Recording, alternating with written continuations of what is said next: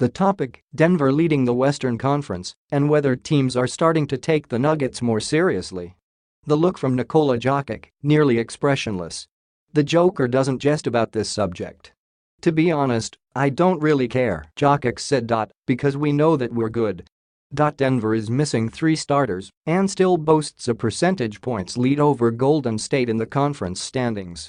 This marks the latest into a season the Nuggets have been leading the conference since December 18, 1984. The Nuggets have swagger, confidence and Jokic, the big Serbian center forward guard who's blossoming into one of the league's most hard-to-defend players. "A lot of people just think we are on a hot run right now," said forward Torrey Craig, whose team has won 10 of 12 heading into Tuesday's game against Dallas, Wednesday, Manila time. "They don't really believe in us. But I think we have started to open a lot of eyes. We just have to realize how we win. Grind it out. They can do that. They've already held 13 teams to under 100 points this season. Score it out. The Nuggets can play that game too. They're averaging around 109 points this season. These aren't the Nuggets of the past. We can win 130-128, but I think our guys have bought into the fact we are a defensive team," Coach Michael Malone said. "If we have to grind out wins, they may not be the most aesthetically pleasing games, but all we care about is the end result. We're getting the wins and getting it with tough defense and late-game execution." Malone had one of the best sound bites of the season after a home win over LeBron James and the Los Angeles Lakers. "There was a strong contingent of Lakers fans at Pepsi Center, just like when Golden State and Boston were in town. As long as their fans go home disappointed, that's all I care about," Malone said.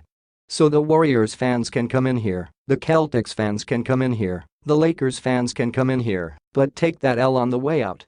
The last part ended up on a t-shirt. Just a sign of the feistiness of his team. Point guard Jamal Murray has also demonstrated that on several occasions. Like when he had 48 points against the Celtics on November 5.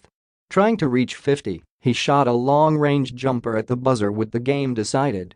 Kyrie Irving took exception and heaved the basketball into the stands. Over the weekend, Murray and Oklahoma City's Russell Westbrook got into a shoving match when the two were jostling for positioning on a jump ball late in a Nuggets win. "He tried to move me out of the way," said Murray, whose team has big wins over Boston, Golden State and Toronto twice. "He shoved me first. It is what it is.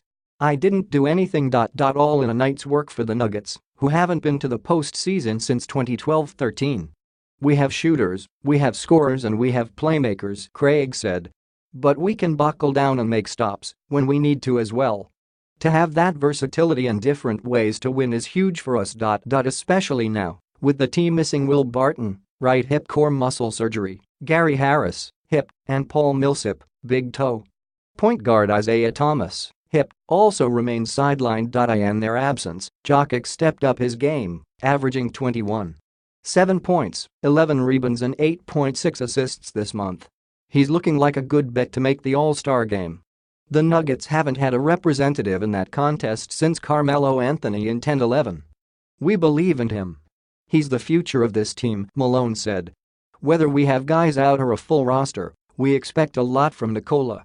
With Gary, Will and Paul all out, you've seen Nikola step up and contribute to the win in many different ways." On Sunday, Jokic was backing down Toronto's Serge Ibaka when he casually flipped a one-handed jumper over his shoulder. "Just the way things have been going of late for the Nuggets. We want to keep being good," center Mason Plumlee said. "As long as we keep getting better month to month,